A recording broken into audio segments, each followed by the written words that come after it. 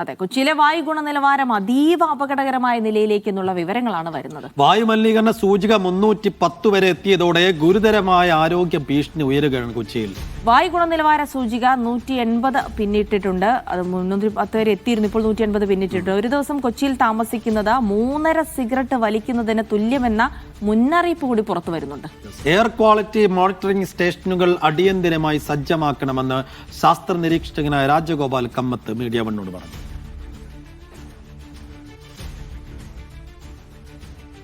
ഗോപിക അരവിന്ദ് വിവരങ്ങൾ നൽകും. ഗോപിക, അതീവ ഗുരുതര അവസ്ഥയിലേക്ക് കൊച്ചി എത്തുന്നു എന്നുള്ളതിന്റെ സൂചനകളാണ്. അതായത് കൊച്ചിയിൽ ജീവിക്കുന്നത് വലിയ വെല്ലുവിളിയായി മാറുന്നു. നമ്മൾ നേരത്തെ രാജ്യ തലസ്ഥാനമായ ഡൽഹിയിലായിരുന്നു ഇത്തരത്തിലൊരു അവസ്ഥ കണ്ടിരുന്നതെങ്കിൽ അത് കൊച്ചിയിലേക്കും വരുന്നുണ്ട്. അത്തരം മുന്നറിയിപ്പുകൾ വരുന്നുണ്ട്. അപ്പോൾ ഇതിനെതിരെ എന്തൊക്കെ പ്രതിരോധം സ്വീകരിക്കാമെന്ന് കൂടി വിദഗ്ധർ പറയുന്നുണ്ട്. എന്താണ് ഇപ്പോൾ ലഭിക്കുന്ന വിവരം? അതെ ജിൽസി, ഡൽഹിയിലെ വായു മലിനീകരണവുമായി ബന്ധപ്പെട്ട വാർത്തകൾ നമ്മൾ സ്ഥിരമായി കാണുന്നതാണ്. അപ്പോൾ നമ്മൾ ഈ കേരളത്തിൽ ജീവിക്കുന്നവർക്ക് ശുദ്ധമായ വായുവാണ് ലഭിക്കുന്നതെല്ലാം തന്നെ നമ്മൾ സ്ഥിരമായി കേൾക്കുന്ന ഒരു കാര്യമാണ്. എന്നാൽ കൊച്ചിയെ സംബന്ധിച്ച് ഇതൊരു വളരെ ആശങ്കപ്പെടുത്തുന്ന ഒരു കണക്കുകളാണ് പുറത്തു വരുന്നത്.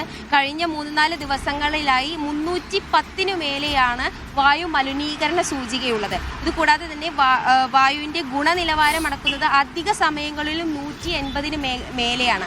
അതായത് അൺഹെൽത്തി സോണിലാണ് ഇത് പെടുന്നത്.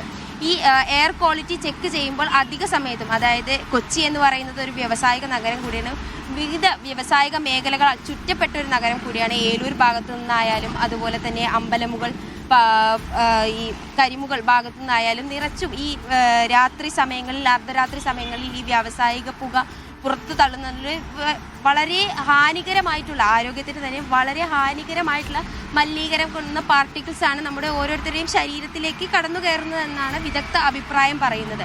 അപ്പോൾ ഒരു വർഷം, ഈ ഒരു 10 വർഷം കൊച്ചിയിൽ ജീവിച്ച ഒരു മനുഷ്യൻ്റെ ശരീരത്തിൽ ഏകദേശം മിനിമം 50 ഗ്രാമിലധികം മാലിന്യങ്ങൾ അടങ്ങുമെന്നാണ് വിദഗ്ധ അഭിപ്രായങ്ങൾ പറയുന്നത്. നിലവിൽ കൊച്ചിയിൽ ജീവിക്കുന്ന ഒരു മനുഷ്യനെ സംബന്ധിച്ചിടത്തോളം അയാൾ ഒരു പുക വലിക്കാത്ത ഒരു മനുഷ്യനായാൽ പോലും ഒരു 3.5 സിഗരറ്റ് വലിക്കുന്നതിൻ്റെ എഫക്റ്റാണ് ഈ കൊച്ചിയിൽ ജീവിക്കുന്നത് എന്നാണ് ഇപ്പോഴത്തെ ഈ ഗുണനിലവാര സൂചികയിൽ നിന്ന് നമുക്ക് വ്യക്തമാകുന്നത്.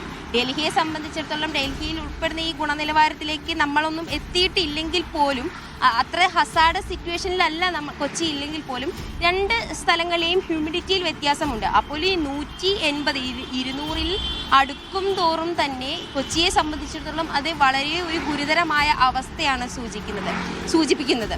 അപ്പോൾ ഇതിൽ പ്രധാനമായും കണക്ക് നിന്നാൽ ഈ എയർ ക്വാളിറ്റി ഇൻഡെക്സ് ചെക്ക് ചെയ്യുന്ന മിഷനുകൾ സ്ഥാപിക്കുക, ഇത് ബോധവാന്മാരാക്കുക, മനുഷ്യരെ ഇതിനെ സംബന്ധിച്ചിട്ടുള്ള കാര്യങ്ങൾ ബോധവാന്മാരാക്കുക എന്നുള്ളതാണ്. ഇപ്പോൾ നിലവിൽ ഏരൂർ വൈറ്റില സ്ഥലങ്ങളിലാണ് ഈ മിഷനുള്ള, എന്നാൽ നിലവിൽ ഇത് പ്രവർത്തനരഹിതമാണ്. വൈറ്റിലയിലുള്ള ഈ എയർ ക്വാളിറ്റി ഇൻഡെക്സ് മിഷൻസ് ഒന്നും പ്രവർത്തിക്കുന്നില്ല. അപ്പോൾ ഇത്തരത്തിൽ ഇത് പ്രവർത്തിക്കുന്നത് മൂലവും, ഇത് കൂടുതൽ സ്ഥലങ്ങളിൽ സ്ഥാപിക്കുന്നത് മൂലം ഇത് കൂടുതൽ ഇപ്പോൾ കൊച്ചിക്കാർക്കിടയിൽ തന്നെ ഇതിനെക്കുറിച്ച് കൂടുതൽ ബോധവാന്മാരെ ആക്കാൻ സാധിക്കുന്നതാണ്. അപ്പോൾ ഇതിലൂടെ തന്നെ അവർക്ക് അതിൻ്റെ എഫക്റ്റുകളും അതിനുള്ള പ്രിക്കോഷൻസും, മാസ്ക് ഉപയോഗം പോലെയുള്ള കാര്യങ്ങൾ ഉപയോഗിച്ചുകൊണ്ട് നമ്മുടെ ശരീരത്തെ നമ്മൾ തന്നെ സംരക്ഷിക്കേണ്ട ഒരു അവസ്ഥയിലേക്കാണ് കൊച്ചിക്കാർ നീങ്ങുന്നത് ജിൽസി.